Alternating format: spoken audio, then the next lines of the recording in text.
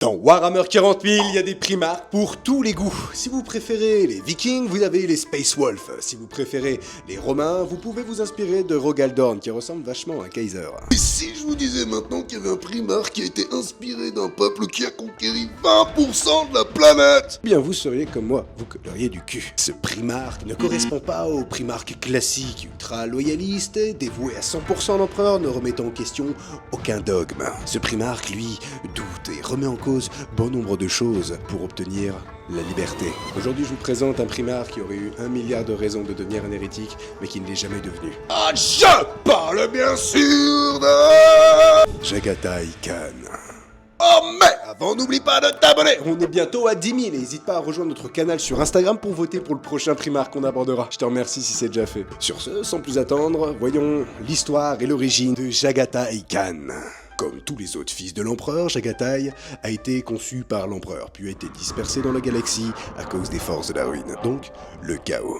Lui atterrira sur Chogoris, un monde de steppe, où il est élevé parmi les tribus montées, et finit par unifier les clans contre le gouverneur local, le Palatine.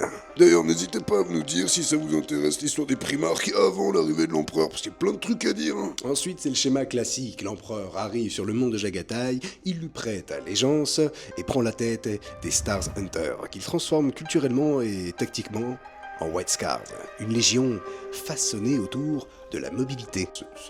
Ce qui est original. Ils doivent bien s'entendre avec les orques. Au début de l'hérésie, la 5e se trouve bloquée à Chondax. Une campagne d'orques, puis un encerclement tendu par l'Alpha Légion la retiennent plusieurs temps, avant qu'elle ne force la sortie. Puis sur Prospero, le Khan cherche la vérité. Et avant de choisir son camp, il refuse les propositions de Magnus et de Mortarion et repart pour mener des raids mobiles derrière les lignes des traîtres. Là, jusqu'à maintenant, vous devez vous dire, bon, ça va, il est pas mal, mais c'est pas non plus la page d'un Sanguinus ou la puissance d'un Vulcan. Je veux dire, il y en a un, c'est un ange et l'autre, c'est un perpétuel. Mais qu'est-ce qui différencie alors Jagatai Khan de ses frères? Et dans ce que je viens de vous expliquer, le plus impressionnant, c'est sa mobilité. Et aussi le fait qu'il cherche la vérité avant de choisir son camp. Son pouvoir, ça vient pas d'un artefact unique, ni d'un monolithe de pouvoir. Il vient d'une culture et d'une doctrine qu'il impose. Et cette doctrine, ça lui permet de faire revenir des armées entières sur des trajectoires que les autres n'oseraient absolument pas prendre. Donc, vous l'aurez compris, Jagatai Khan est un monstre de mobilité.